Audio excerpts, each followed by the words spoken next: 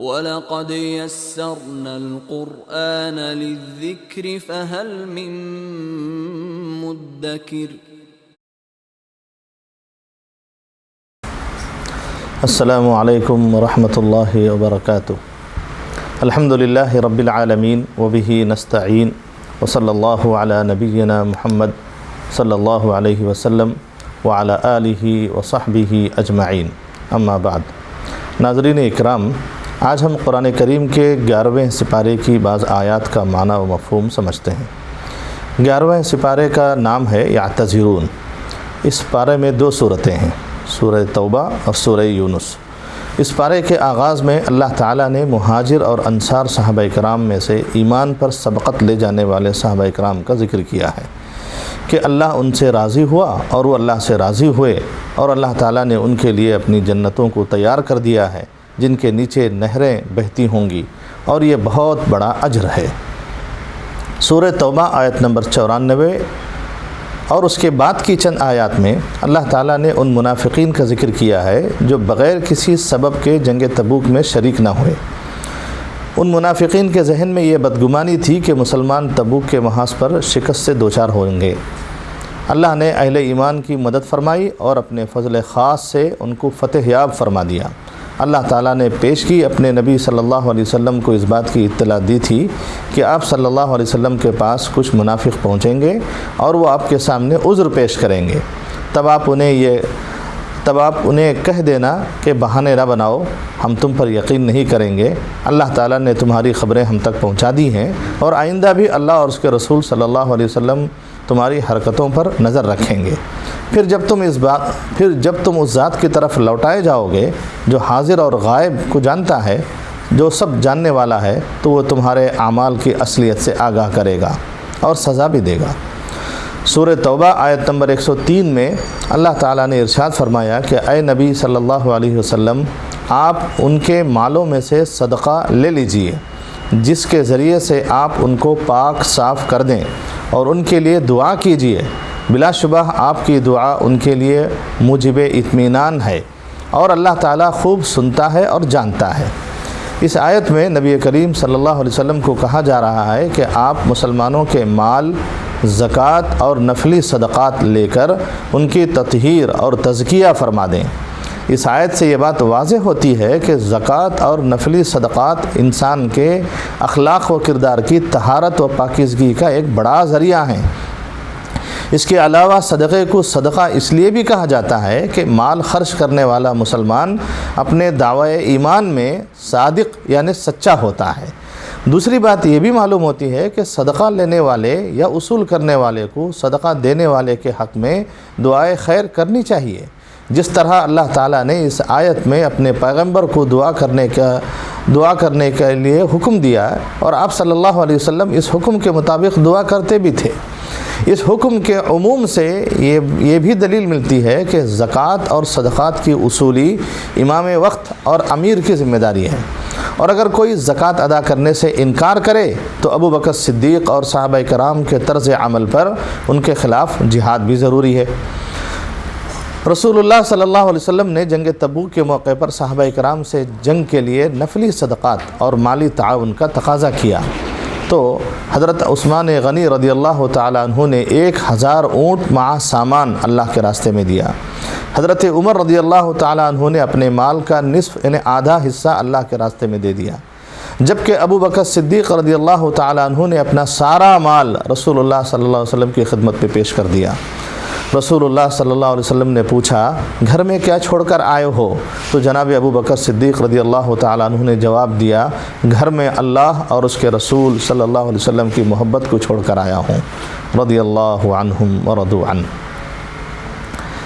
ناظرین، سورہ توبہ آیت نمبر 104 میں اللہ فرماتے ہیں کہ اور کیا ان کو یہ خبر نہیں کہ اللہ ہی اپنے بندوں کی توبہ قبول کرتا ہے اور وہی صدقات کو قبول کرتا ہے، اور یہ کہ اللہ ہی توبہ قبول کرنے میں اور رحمت نازل کرنے میں کامل ہے۔ صدقات کو قبول کرنے کا مطلب بشرطیہ کہ وہ حلال کمائی سے ہو، اللہ اس میں اضافہ فرماتے ہیں۔ نبی صلی اللہ علیہ وسلم نے فرمایا، اللہ تمہارے صدقے کی اس طرح پرورش کرتا ہے جیسے تم میں سے کوئی شخص اپنے گھوڑے کے بچے کی پرورش کرتا ہے، حتیٰ کہ ایک کھجور کے برابر صدقہ بھی بڑھ بڑھ کر احد پہاڑ کے برابر ہو جاتا ہے۔ سبحان اللہ۔ سورہ توبہ آیت نمبر 107 میں منافقین کی ایک غلط حرکت کا بیان ہے کہ انہوں نے ایک مسجد بنائی اور نبی صلی اللہ علیہ وسلم کو یہ بتایا کہ بارش، سردی اور اس قسم کے موقعوں پر بیماروں اور کمزوروں کو دور جانے میں دقت پیش آتی ہے، ان کی سہولت کے لیے ہم نے مسجد بنائی ہے، آپ وہاں چل کر نماز پڑھیں تاکہ ہمیں برکت حاصل ہو۔ آپ صلی اللہ علیہ وسلم وہاں جانے والے ہی تھے کہ اس سے پہلے اللہ تعالیٰ نے منافقین کے اصل مقاصد کو بے نقاب کر دیا کہ اس مسجد سے وہ منافقین مسلمانوں کو نقصان پہنچانا، کفر پھیلانا، مسلمانوں کے درمیان جدائی پیدا کرنا، تفرقہ ڈالنا اور رسول اللہ صلی اللہ علیہ وسلم کے دشمنوں کے لیے پناہ گاہ مہیا کرنا چاہتے ہیں۔ چنانچہ آپ صلی اللہ علیہ وسلم نے وہاں نماز نہیں پڑھی بلکہ اپنے چند ساتھیوں کو بھیج کر وہ مسجد ڈھا دی اور اسے ختم کروا دیا۔ اس کے بعد سورہ توبہ آیت نمبر 109 میں ایک ایسی مسجد کا ذکر ہے جس کے بارے میں اللہ تعالیٰ نے گواہی دی ہے کہ اس کی بنیاد تقوی پر رکھی گئی۔ وہ مسجد قباء اور مسجد نبوی دونوں ہیں۔ اسی آیت میں ایسے لوگوں کا بھی ذکر ہے جو خوب پاک ہونے اور پاک رہنے کو پسند کرتے ہیں، اور اللہ تعالیٰ خوب پاک ہونے والوں کو بہت پسند فرماتا ہے۔ نبی صلی اللہ علیہ وسلم نے قباء والوں سے پوچھا، اللہ تعالیٰ نے قرآن میں تمہارے طہارت کی تعریف فرمائی ہے، تم کیا کرتے ہو؟ انہوں نے کہا کہ ہم استنجا کے وقت صفائی کے لیے مٹی کے ڈھیلے اور پانی دونوں استعمال کرتے ہیں۔ سورہ توبہ آیت نمبر 111 میں ذکر ہے کہ بلا شبہ اللہ تعالیٰ نے مسلمانوں سے ان کی جانوں کو اور ان کے مالوں کو اس بات کے عوض میں خرید لیا ہے کہ ان کو جنت ملے گی۔ وہ اللہ کی راہ میں لڑتے ہیں، جس میں قتل کرتے ہیں اور قتل کیے جاتے ہیں۔ اللہ تعالیٰ نے اس تجارت کو انتہائی فائدہ مند تجارت قرار دیا، کیونکہ انسانوں کے جان و مال بھی اللہ ہی کا عطیہ ہے، پھر قیمت اور معاوضہ جو شہید ہونے پر عطا کیا جا رہا ہے وہ بھی اللہ ہی کی نعمت ہے، یعنی جنت جو کہ نہایت بیش قیمت عطیہ ہے۔ سورہ توبہ آیت 112 میں اللہ تعالیٰ نے صحابہ کرام کے 8 امتیازی اوصاف کا ذکر کیا ہے۔ اللہ تعالیٰ فرماتے ہیں کہ صحابہ کرام رضوان اللہ علیہم اجمعین توبہ کرنے والے، اللہ تعالیٰ کی عبادت کرنے والے، اللہ کی حمد تعریف کرنے والے، راہ حق میں سفر کرنے والے، اللہ کے سامنے جھکنے والے، اس کی بارگاہ میں سجدہ کرنے والے، نیکی کا حکم دینے والے اور برائی سے روکنے والے، اور اللہ تعالیٰ کی حدود کا خیال رکھنے والے، اور ایسے مومنین کو آپ جنت کی خوشخبری سنا دیجئے۔ اللہ ہم سب کو ایسے ہی اعلیٰ صفات والا بنائے، آمین۔ سورہ توبہ آیت نمبر 118 میں ان 3 صحابہ کرام کعب بن مالک، ہلال بن امیہ اور مرارہ بن ربیع کا ذکر ہے جو جنگ تبوک میں شریک ہونے سے پیچھے رہ گئے تھے۔ بعد میں انہیں اپنی غلطی کا احساس ہوا، وہ تینوں رسول اللہ صلی اللہ علیہ وسلم کی خدمت میں حاضر ہوئے اور اپنی غلطی کا اعتراف کیا اور اس کی سزا کے لیے اپنے آپ کو پیش کر دیا۔ نبی صلی اللہ علیہ وسلم نے ان کے معاملہ کو اللہ تعالیٰ کے سپرد کر دیا۔ 50 دن بعد اللہ تعالیٰ نے ان کی دعا اور توبہ قبول کی، نہ صرف توبہ قبول کی بلکہ ان کی توبہ کو قرآن بنا کر نازل فرمایا، رضی اللہ عنہم ورضوا عنہ۔ سورہ توبہ آیت نمبر 122 میں اللہ تعالیٰ نے دینی علم کے حصول کو فرض کفایہ قرار دیا اور ارشاد فرمایا کہ تمام مومنوں کے لیے ضروری نہیں کہ اپنے آپ کو دینی تعلیم کے لیے وقف کر دیں، بلکہ مسلمانوں کو چاہیے کہ ہر گروہ میں سے کچھ لوگوں کو دینی تعلیم کے لیے وقف کریں تاکہ جب اپنی قوم کی طرف واپس پلٹیں تو ان کو اللہ تعالیٰ کے عذاب سے ڈرا سکیں۔ اس آیت میں علم دین سیکھنے کی اہمیت، اس کی ترغیب اور طریقے کی وضاحت ہے۔ وہ یہ ہے کہ ہر جماعت یا قبیلے میں سے کچھ لوگ دین کا علم حاصل کرنے کے لیے اپنا گھر بار چھوڑیں اور اچھے مدارس و مراکز علم جا کر علم حاصل کریں اور پھر واپس آ کر اپنی قوم میں دعوت دین کا کام کریں۔ سورہ توبہ آیت نمبر 124 سے 127 تک میں قرآن کریم کے ساتھ تعلق اور لگاؤ کے حوالے سے لوگوں کی 2 قسم بیان کی گئی ہیں۔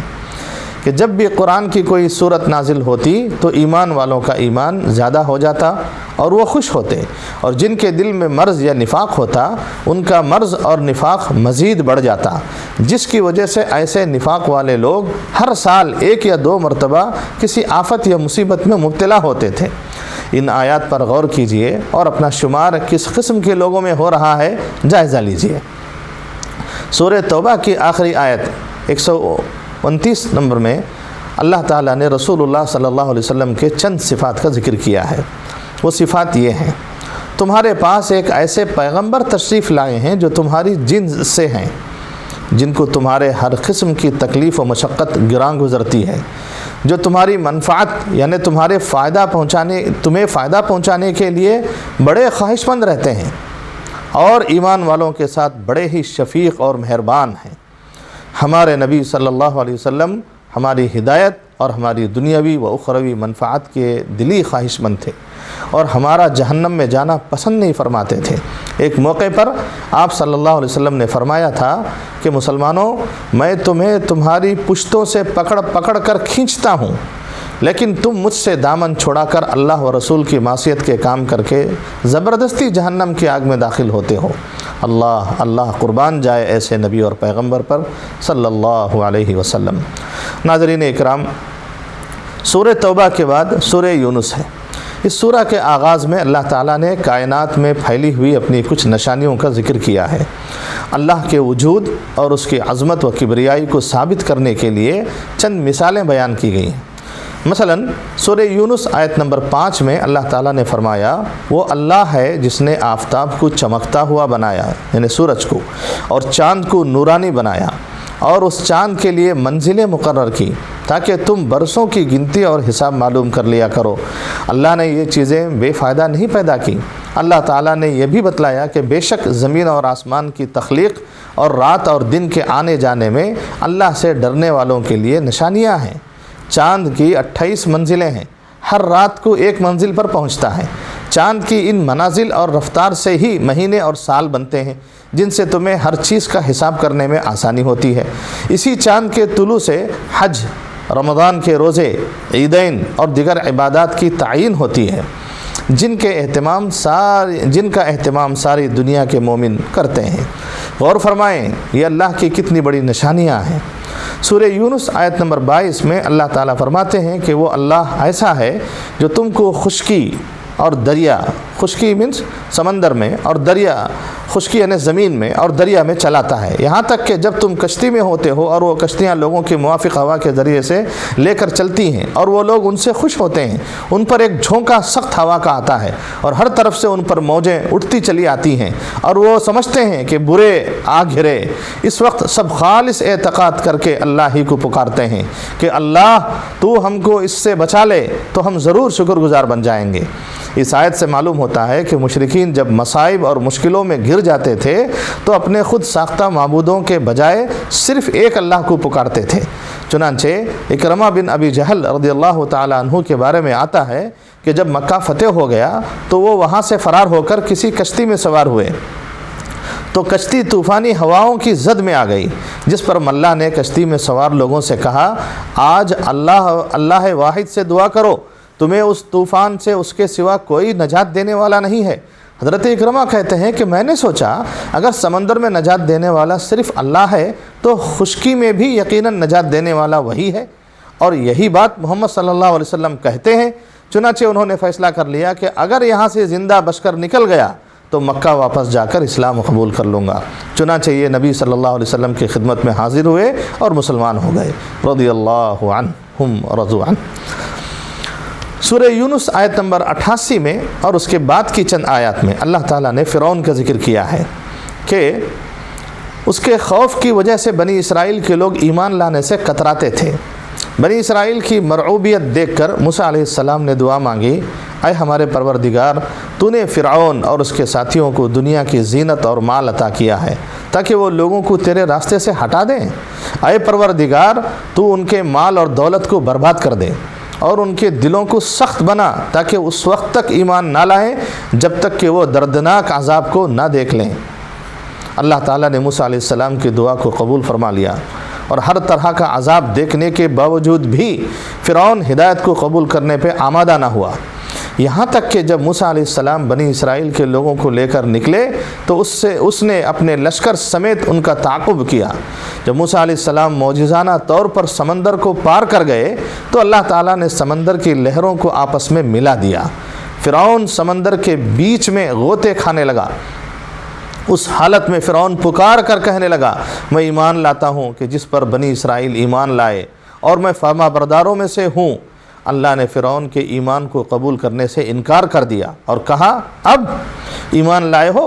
اس سے پہلے تک تو نافرمانی اور فساد برپا کرنے والوں میں سے تھا۔ بس آج ہم تیرے جسم کو سمندر سے نکالیں گے تاکہ تو اپنے بعد میں آنے والے لوگوں کے لیے اللہ کے عذاب کی نشانی بن جائے، اور بہت سے لوگ ہماری آیات سے غافل ہیں۔